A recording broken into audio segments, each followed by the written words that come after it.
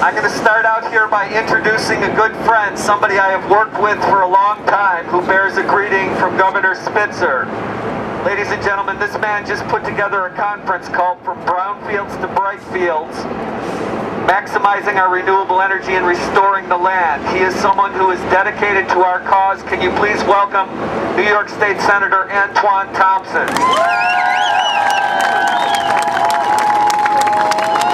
All right, how's everyone today? Hey! It's good to be green, right? Yeah! If you're proud to be green, let me hear you say yeah! Yeah! All right, all right. Yeah, to me, this whole issue of clean coal plants is like clean cigarettes. Anyone ever heard of a clean cigarette? No! Anyone ever hear of a green cigarette? No! So on behalf of it, so thank you, let's work hard, and let's be proud to be green! My name is Bill Nowak. I am involved with Buffalo's Green Gold Development Corporation, which was set up to support businesses whose products and services solve environmental problems. I'm also here from the Wind Action Group, which has been working on wind energy education in Western New York for the last 5 years, and the Western New York Climate Action Coalition.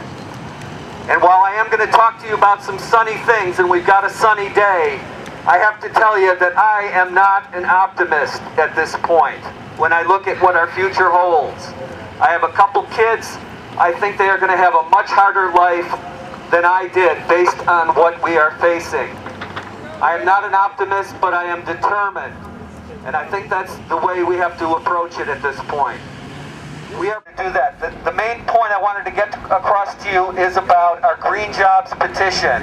I hope all of you have signed it, and if you haven't, there are folks in the audience with it, and I've got copies here. This is calling on the next county executive, Mayor Byron Brown, the head of the Power Authority, the head of the Buffalo Niagara Enterprise, and the head of Empire State Development to get together and to bring renewable energy manufacturing and jobs to Western New York.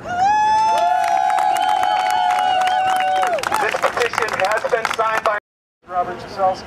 He's the regional chair of the Sierra Club, and he's going to tell us about something really cool. Cool cities.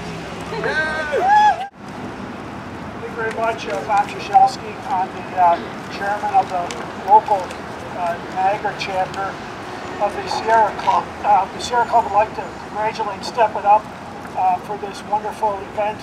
Our National Sierra Club based in California has been right behind StepItUp, pushing them along, supporting them in every way possible. So, I would also like to mention our backing of the Cool Cities program. This is tied in tandem with the U.S. Mayor's climate protection agreements. Buffalo, in case you do not know, is a signatory of that agreement. It was signed several years ago under the Mazziello administration. There are some 300 cities who have signed on to the Global Protection Climate Agreement for mayors. This is one of the goals of the program is to limit by the year 2012 emissions by 7% under what they were in 1990.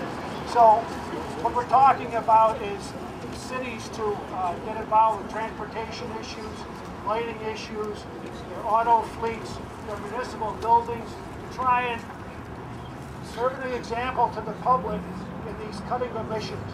So we're asking you to please contact Mayor Brown. Good morning, everybody, or good afternoon. First of all, we're at a rally about climate change, about global warming, and I don't think we can have such a rally without being a little bit political. So let me start. Given the fact that we're, 3 days before Election Day, let me start, or 4 days, by being a little bit political. Take a look around and make note of who is here, and then remember who's not here. And let me begin. Very unpleasant and sad and depressing story in the Buffalo News that reminded us of something that we already knew. The story, though, accentuated that Buffalo is the second poorest city in the country. second poorest city in the country, where 40% of the children living in Buffalo are living below the poverty line. Absolutely unacceptable. And something that we all have to agree to do something about.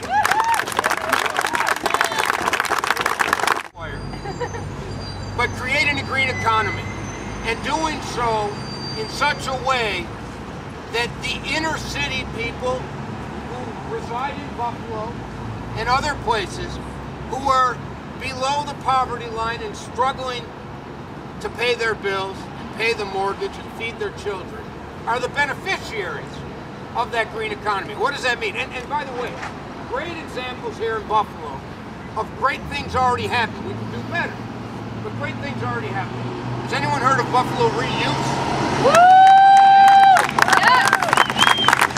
An extraordinary leader named Michael Gaynor is, we're spending millions and millions and millions of dollars demolishing homes and filling in landfills with the debris that results from the demolition. What's Mike Gaynor doing in Buffalo Reuse? He's deconstructing and dismantling these homes and then reselling from a warehouse all that he can take out of it and creating a new economy doing that. What's he doing as well? He's employing inner city kids from the neighborhood in the jobs that are created through this deconstruction. The jobs. Putting up solar panels shouldn't be, let's make sure the inner city people are getting those jobs, the impoverished people of Buffalo. There's so much that we can do to help eliminate that awful, ugly statistic about Buffalo and poverty, while at the same time improving our environment. I thank you for all this.